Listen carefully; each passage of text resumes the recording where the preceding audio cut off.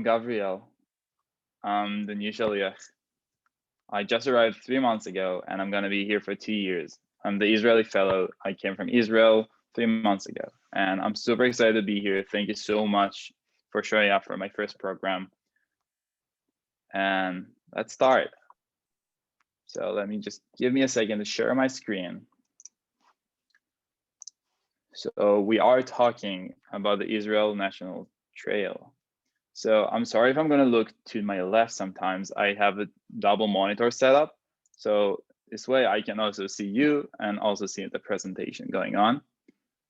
So if I'm looking to your left, I'm still with you. I'm just looking at you. So starting off, I'll say it's a 3-series program, which means will be 2 more following up. And let me just get this one straight so I can see all of you. 1 second. I'm so sorry for the delay. Thank you so much for showing up. All right.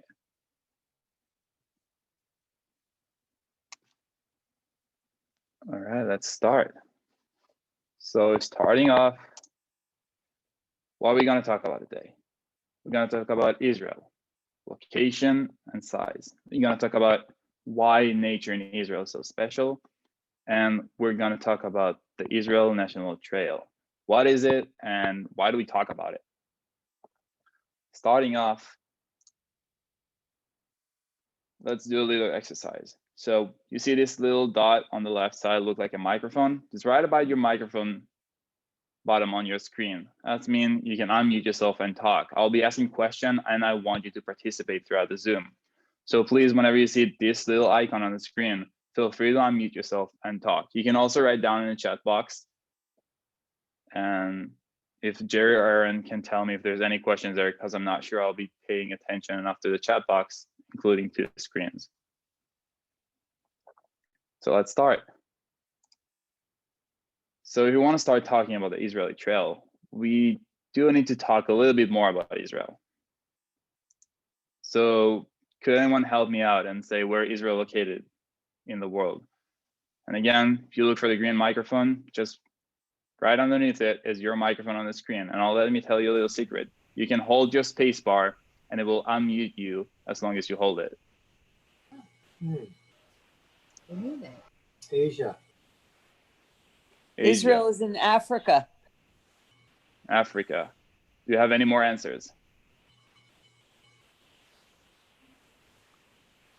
It's on the Mediterranean. So if we not talk in the Mediterranean. All right, so Middle East. That, Middle East. Exactly. So Israel is located in the Middle East. And this tiny, tiny dot over here is Israel, comparing to the United States right here. So when you zoom in a little bit. So if we're zooming in, Israel stands at the crossroad of Europe, Asia, and Africa. And still, it's a very tiny dot, even we zoomed in so much. So again, let's talk about now continents. Which one of them is Israel located in? Is it in Europe, in Africa, or Asia? Asia. You can feel free to unmute yourself and take your guesses. Asia. Asia. We got Asia. Any more guesses? Agreed, Asia. All right. So you are correct. It's located in Asia. So I did mention Israel is small, but do you know how small it really is? Let me try and compare it to some more familiar places, I would say. So let's compare it to the United States. We'll take Israel and put it inside the United States. It will look something like that. This tiny, tiny blue dot is Israel.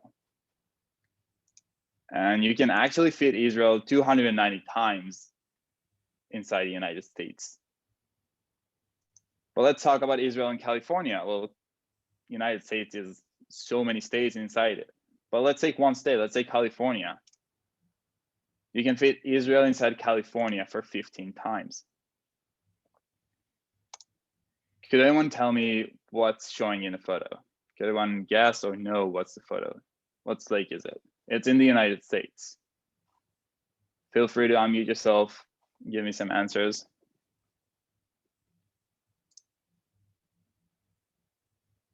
Lake Superior? That's not this lake. So I'll give you the answer. The answer is Lake Michigan. Oh. But if we'll take Lake Michigan, comparing to Israel, it will still be bigger than Israel. And of course, we are in Pennsylvania, so let's compare Israel to Pennsylvania. That's Israel inside of Pennsylvania. So we did realize Israel is a tiny, tiny place, the tiny country, but let's do it a different way. When was the last time you drove a car? Today. Today. For how long? 5 minutes. 5 minutes. When was the last long drive you did? We're in COVID.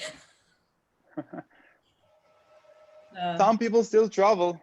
I travel from Israel over here during COVID. 2 hours. I drove to Merle's. Someone says 2.5 hours, or I misheard. 2 hours. 2 hours. All right. So how long it will take you to get from south to north of Israel? South to north will be from Elad at the bottom to Metula at the top.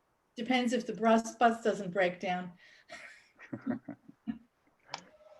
It will take you 5.5 hours of driving.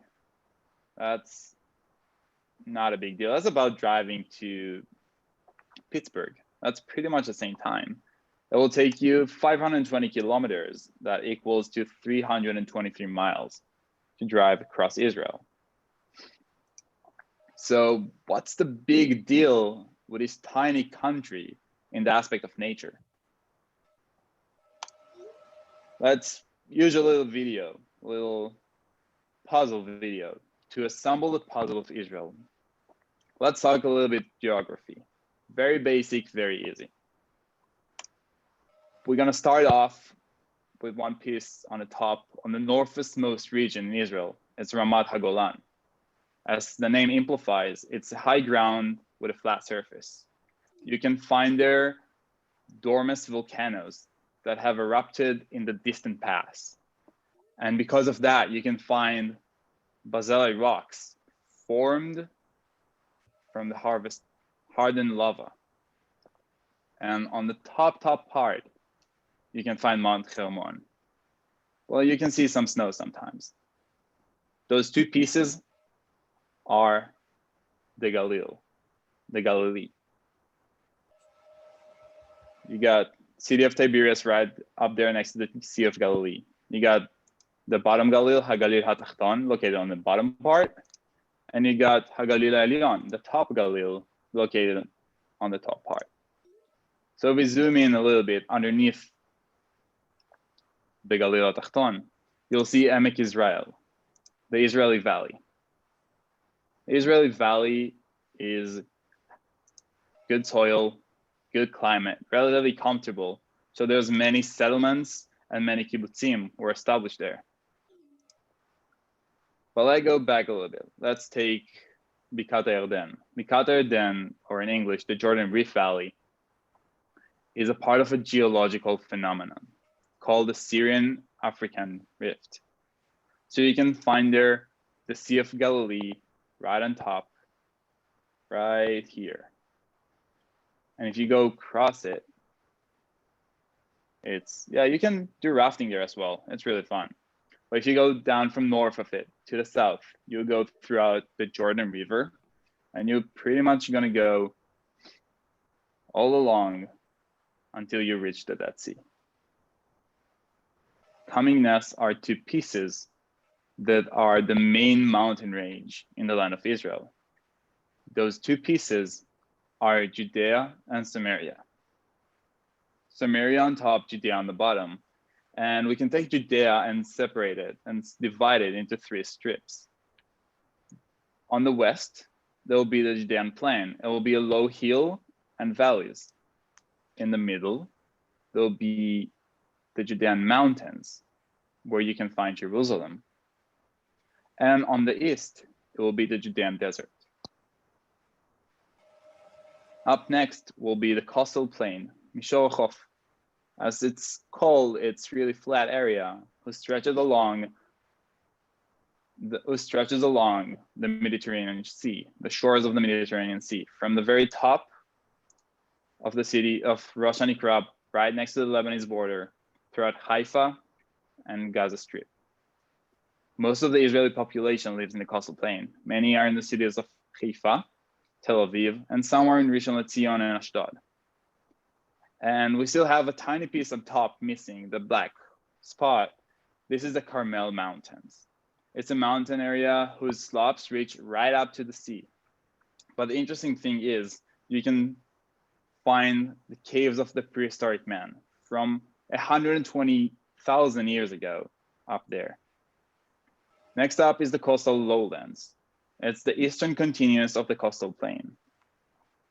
And now we're going to the biggest part. It's almost 2/3 of the state of Israel. This is the Negev. And the Negev is desert. It is what it is. It's sand all over. It's a desert. In the Negev, it's high mountains area and craters, such as Mitzpe Ramon and Machtesh Ramon.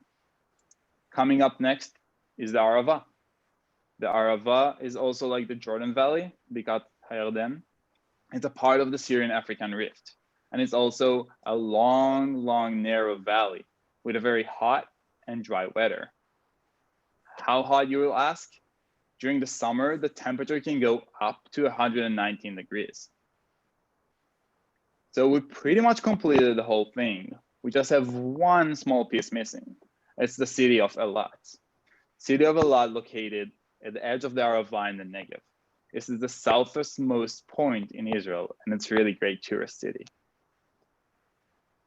So I think we pretty much did it. So let's take all the pieces together. Let's say the coastal lowland, we'll take Judea and Samaria, the Negev, the Galilee, the Golan Heights, Ramat HaGolan, Eilat, Emek Israel, coastal plain, Jordan Rift Valley, the Arava, and the Carmel. And we can say we pretty much assembled the puzzle of Israel. But whenever you assemble a puzzle, you get a photo out of it. All the pieces together combine as a photo, as something you can see. So let me try and resemble that for a few photos from Israel. All the photos were taken in Israel, not by me, but other photographers or people throughout Israel. But I think this map is too complicated. There's too many regions, there's too many things. Let's make things more simple. Let's split it up to 3 pieces: north, center, and south. Let's start with the north. The north part of Israel is mostly green. You'll see forests, mountains, streams, and it's one of the best locations for hikes. A lot of people go there to hike, to go to the springs, to go to the streams, and have fun. And you can even find some snow up in the Hermon mountain if you're lucky.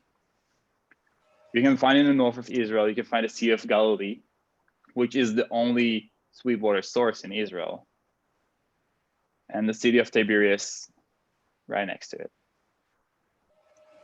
You can find Rosh Hanikra, which is a cliff, and you can find marvelous caves with ocean water running through.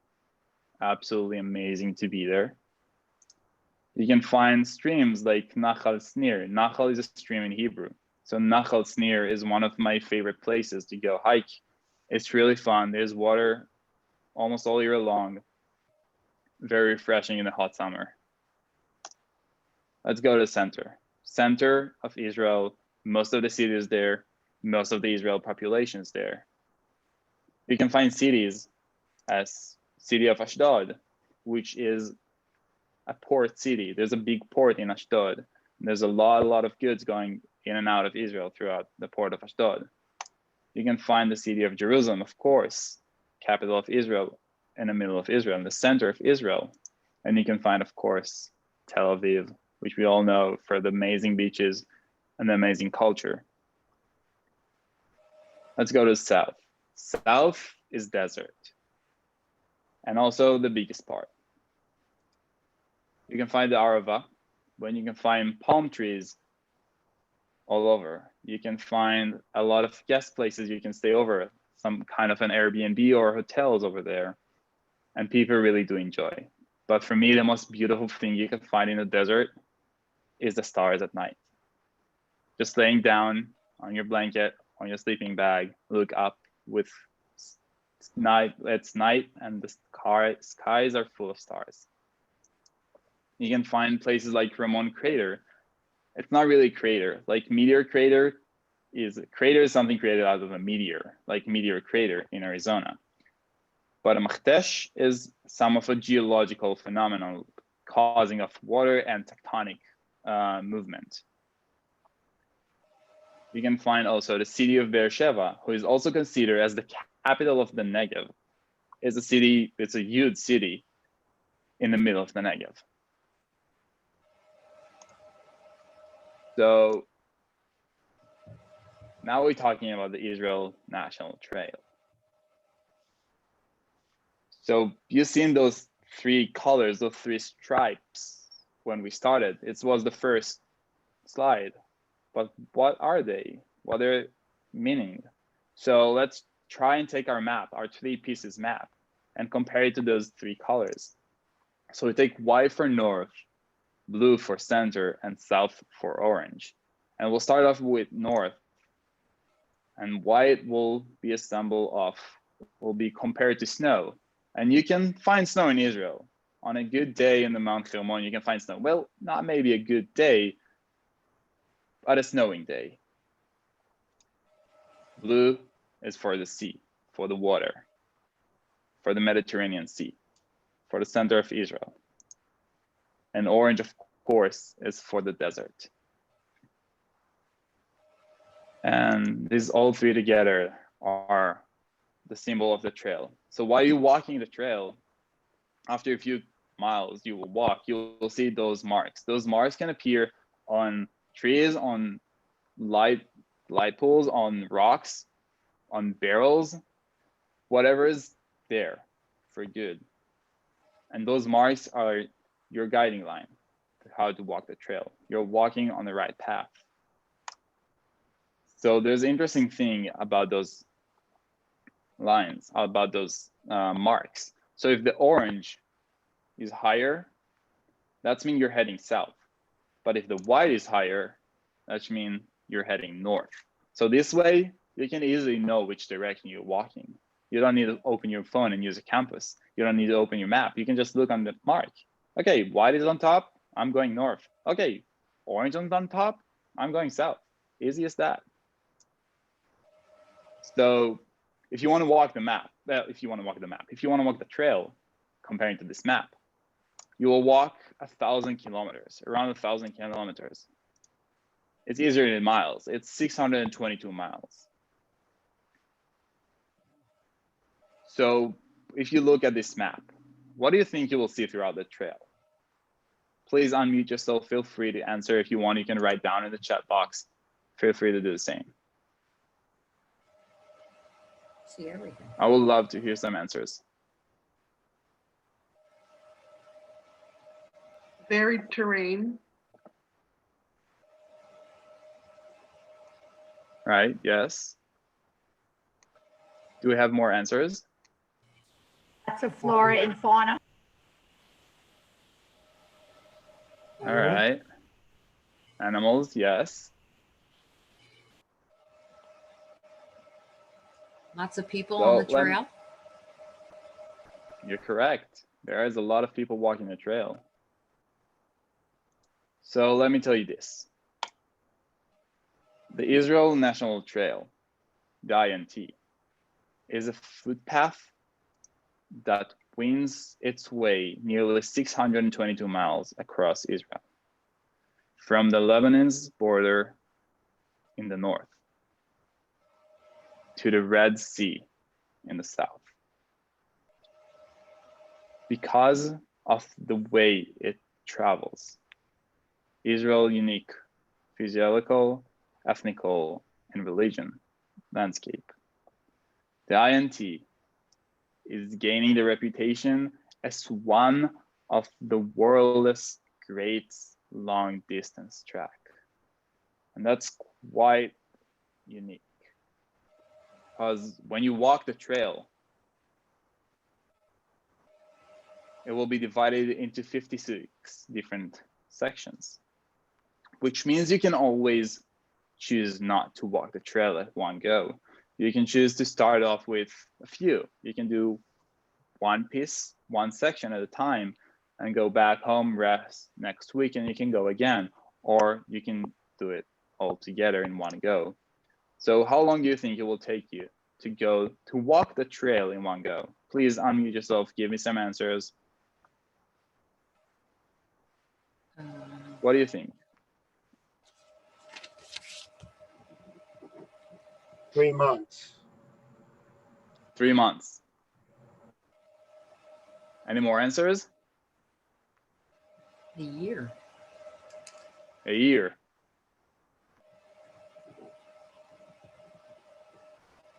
A quarter of Do a you have year. Depends any on more how answers? fast you walk. 6 weeks. 6 weeks. All right. Any more answers? I'm going to change my guess from a year to 100 days. 100 days. All right. So usually what it takes to people to walk the trail is 2 months, which means if you take 622 miles divided by 2 months, that'll be around 12.5 miles per day. That's a lot of walking, but this is the amount of time people usually take to walk the path, to walk the trail. But along the path, you'll see mountains. You'll see forests. You'll see cities. You'll see villages. You'll see settlements, streams, springs, historical sites, unique natural phenomena, all of them combining together, all of those pieces, all of those places, and I can assure you, you'll meet so many people, so many different people, unique people from different communities, from different backgrounds. All of those combined create what we call the Israeli experience, create what we call Israel. This trail is it's not just a walking trail. It's not just you're going for a hike. You're going for an experience. You're going throughout Israel. And I'm sure part of you have visited Israel before, and it's an experience to be there. There's something different about this land. There's nothing different about the people. Walking the trail, either if you start from south to north, if you do pieces of it, is an experience you want to try and achieve. And people from all ages, all backgrounds do this trail. You can be 10-year-old and start doing parts with that with your family, and you can be 70 years old and do it at your own pace, and even in 2 months. And I know those Zoom talks usually are very long and very exhausting, so I try to do it as shortest as I can, and also split it up to 3 pieces, 3 different sessions. So I wanted to show you a video, 60-second video that kind of summon the Israeli trail experience. There will be Hebrew text on it. I'll do my best to translate every part of it and all the interesting information for you.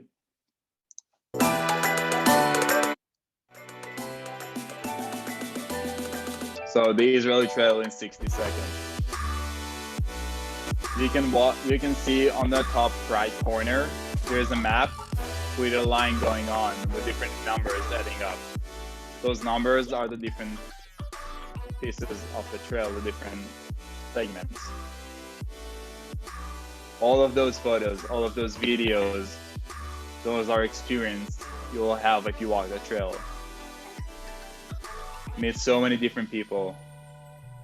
They're in the halfway through.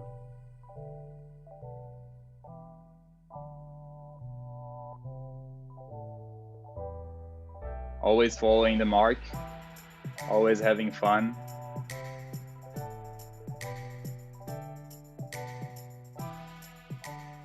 And of course, some coffee.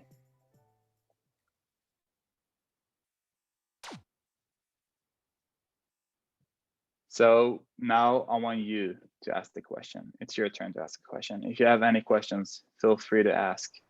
Feel free to Gabrielle, unmute yourself and talk. Have you walked the trail? I haven't walked it completely. I did pieces of it. I didn't have the time for it, but as soon as I'll have the opportunity, I'll do it for sure.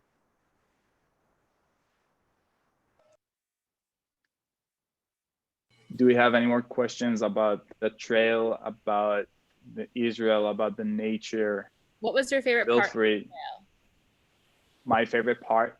So favorite part is also favorite spot. It's called Mountain Arbel. It wasn't here. I'll show it on the third session that we're gonna have.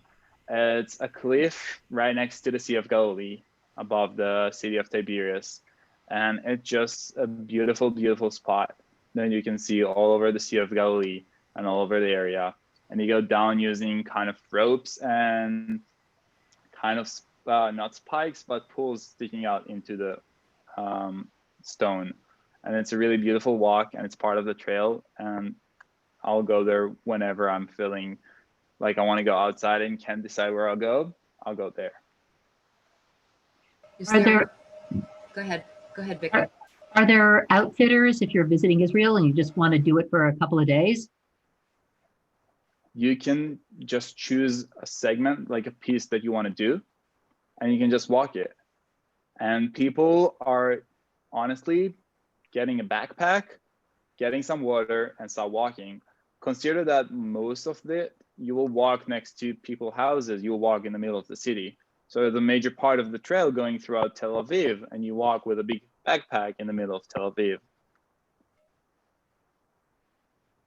Are there accommodations along the more remote areas, or is it basically camping? You can find places. For example, in the Arava, there's one guy I know, I volunteered there for a few days, who's living in a moshav called Safar, who have kind of small tents for hikers of the Israeli Trail. So you can call people, ask around. It's really easy to communicate. It's really easy to meet people, and you will definitely meet people, and they will definitely host you. And also a big part of it is camping. You do walk with a sleeping bag. That's part of it. Is there one season that's better to do it in? One time of the year? You better? will want to go around, I'll say October, kind of, or maybe starting September, kind of like going either spring or fall. So it's not too hot and it's not going to be rainy. Right. It also depends on, like, if you start, let's say you're going to start in spring, so you want to go from north to south, so get cooler while you're walking, and vice versa.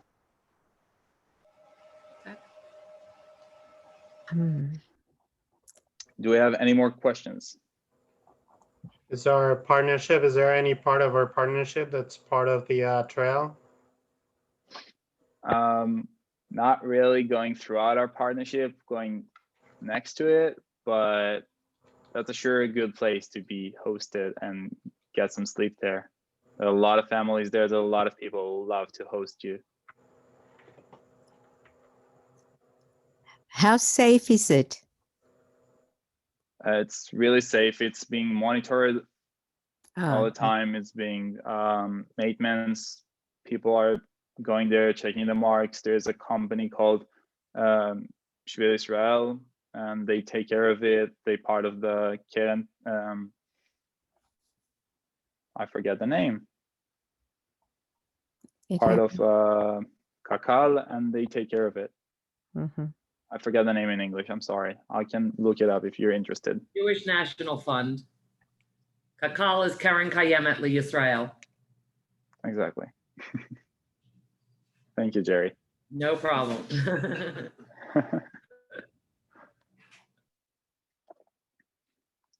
Do we have any more questions? So let me kind of sum things up. So I want you to meet my friend. His name is Shachal. And remember the date. It's in 2 weeks. It's a Sunday.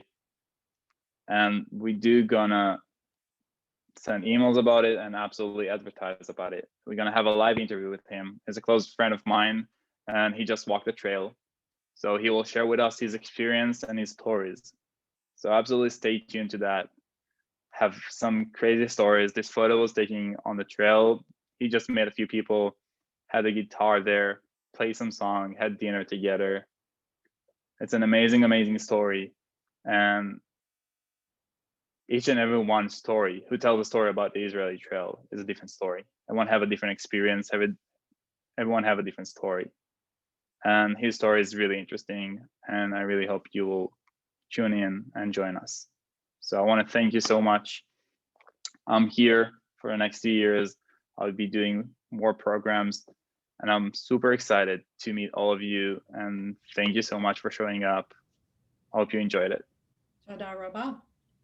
Gabrielle, thank you. Bye-bye. And thank everyone for joining us. We really appreciate your tuning in, and we hope we'll see you on December 13th. In the meantime, Chag Sameach for Hanukkah, and take good care and Chag stay Sameach. healthy and well.